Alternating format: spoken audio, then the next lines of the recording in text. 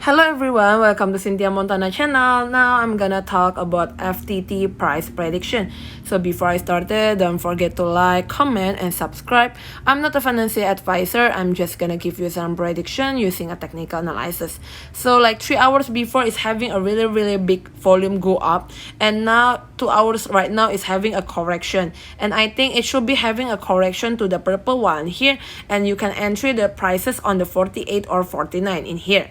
For the RSI stochastic is on the neutral position, not overbought, not oversold. For the moving average here is having a cross here, is between the moving average 99 and moving average 7 on the 54 until 53 here, right?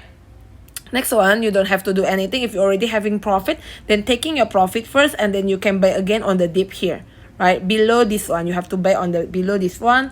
And looking on the 4-hour chart, basically it's already go having correction. First of all, they go to the pink one side here, moving average 25 on the 54.62. then you can enter slightly on the 44 or 45. For the Bollinger Band also is already try to go to the middle band here on the 54.52, and if they go down again, go to the purple one lower band on the 49.29 US dollar. For the daily chart is already second days having a green here, but if they go down again, go to the purple one here on the 47.42, and you can entry on the that 0.45 until 47.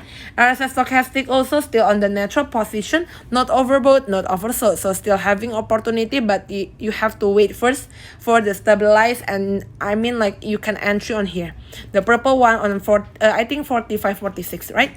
Thank you everyone for watching this video. Don't forget to like, comment, and subscribe.